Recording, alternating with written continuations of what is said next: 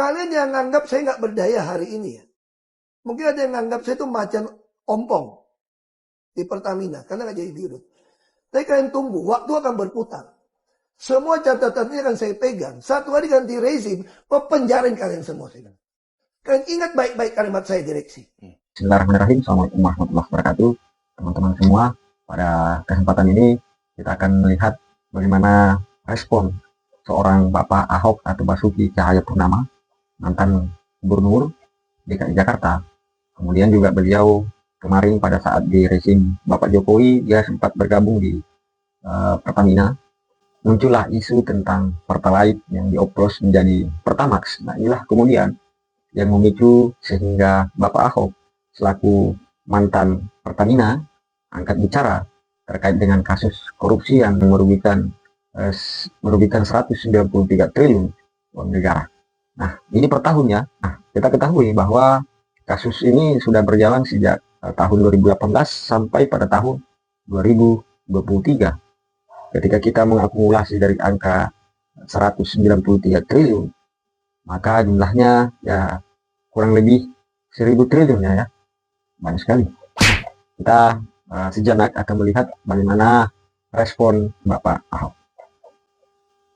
Makanya kenapa orang takut saya jadi dirut, demo-demo. Kalau saya jadi dirut, saya bisa langsung pecat tuh dirut subholding. Karena untuk ke notaris saya yang putuskan. Dan saya tidak pernah takut sama menteri BUMN manapun. Sama saya benar. Kenapa saya dikurung? Tidak boleh jadi dirut. Janjikan saya jadi dirut untuk membereskan.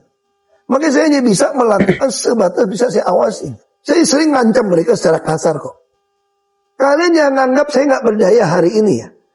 Mungkin ada yang nganggap saya itu macan ompong di Pertamina karena nggak jadi dirut. Tapi kalian tunggu, waktu akan berputar. Semua catatannya akan saya pegang. Satu hari ganti rezim, penjarain kalian semua. Kalian ingat baik-baik kalimat saya direksi. Saya boleh keluar dari sini, tapi catatan yang saya punya, kalau rezim betul-betul mau membereskan negeri ini dari korupsi di migas dan Pertamina, saya berani jamin, saya dengan data ini akan penjarakan kalian semua. Makanya saya harap, ini kasus bukan cuma si Rifa Siahan Patraniaga kok. Mana mungkin? Saya kira oknum BPK bisa terlibat. Anda yang audit kok. Ini bukan beyond. Ini ada tangan yang berkuasa ikut main kalau menurut saya gitu loh. Di Republik ini. Ini bisa jadi lebar kemana-mana kasus itu dibongkar. Saya senang banget ini. Ya. Saya kasih contoh begini. Ya. Saya agak emosi nih soal ini. Saya di sini bukan mau mendefend Pertamina atau siapapun. Saya ingin masyarakat tuh mengerti bahwa akar masalah Republik Indonesia adalah korupsi dan kemunafikan.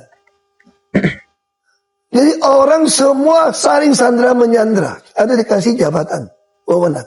Makanya saya kenapa begitu ngotot ke LKPP. Saya dengar isunya, kita butuh 800 ribu lah, kira-kira BBM dan minyak mentah, impor. Isunya itu bisa bagi-bagi sampai $2-4 per barrel. Nah kalau yang paling berkuasa dapat $2 per barrel, itu 1,6 juta. Makanya saya bilang, pemerintah saat ini, kalau tidak mau memperlakukan e-katalog di LKPP pengadaan bahan migas, saya berani jamin cuma mau ganti pemain. Ada yang mau makan itu uang. Oke. Saya mau tegaskan seperti itu aja. Saya mesti ngomong jujur ya. Banyak sekali pembangunan kilang itu salah. Termasuk kilang Balikpapan, kalau diperiksa banyak masuk penjara. Bagi saya sederhana, kalau pemerintah sekarang mau membereskan soal Pertamina, membereskan soal pengadaan, taruh di katalog RKPP. Okay. Kalau Anda tidak kasih, semua orang akan curiga Anda sedang mau ganti pemain. Kalau ini berlalu seperti ini hanya ganti pemain. Kita tahu mau kasus PT Timah, mau siapa. Kalau masih sama kejadiannya, Anda ganti pemain. Pasti kan nggak Undang-Undang nomor 7 tahun 2006. Hasil ratifikasi konvensi PBB melawan korupsi. Di situ ada prinsip illicit inducement. Kalau kekayaan kamu itu tidak bisa buktikan dengan pajak yang Anda bayar, sita buat negara. Oke, terakhir Pak. Tapi butuh PP dong. Ya. Pertanyaan saya, berani nggak SBY dan Jokowi keluarkan PP-nya? Termasuk Pak Prabowo, keluarkan PP-nya aja. Oke. Supaya membandingkan beres negeri ini kok.